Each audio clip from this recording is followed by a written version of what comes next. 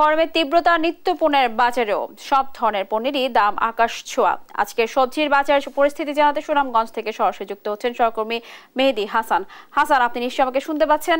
হাসান, যেমনটি বলছিলাম, একে তো তীব্র গরম, তার উপর হচ্ছে সবজির বাজার কিংবা নিত্যপণ্যের বাজার চড়া মূল্য। এই মুহূর্তে সবজির বাজার দর কেমন দেখছেন? সর্বশেষ খবরাখবর জানাবে।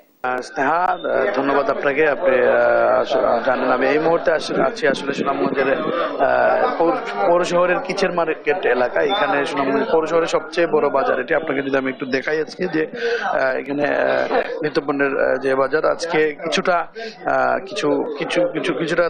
দাম কম থাকলেও তবে নতুন যে সবজিগুলো আসছে সেগুলো অনেকটা দামে বিক্রি করা হচ্ছে। যেমন আলু বিক্রি করা হচ্ছে 60 থেকে 70 টাকা এবং মূলা বিক্রি হচ্ছে 70 টাকা কেজি।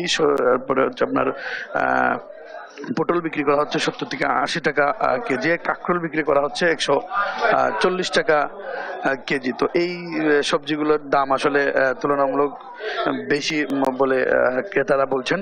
তবে বাকি যে টমেটো, কাঁচামরিচ, শসা, সেই সবজিগুলোর দাম অনেকটা কম আছে বলে ক্রেতারা বলছেন।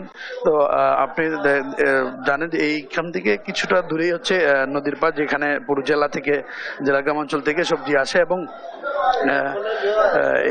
ওই নদীর পাড় থেকে আসলে এখানে সবজি বিক্রি করা হয় এবং এই যে একটু জায়গার যে দূরত্ব, সেই দূরত্ব থেকে কিনে এনে এখানে আসলে খুচরা বিক্রি করা হয়, এখানে পাইকারি বিক্রি করে এবং এইখান থেকে কিনে এনে আসলে প্রতি কেজিতে 20 টাকা 30 টাকা করে বেশি বিক্রি করেন এই খুচরা বিক্রেতারা। তো এই ছিল আমার কাছে সুনামগঞ্জ থেকে বাজারের সর্বশেষ তথ্য। স্নেহা। মেহেদী, আপনাকে ধন্যবাদ। দর্শক, আমরা শুনছিলাম সুনামগঞ্জ থেকে সবজির বাজার দরের সর্বশেষ পরিস্থিতি।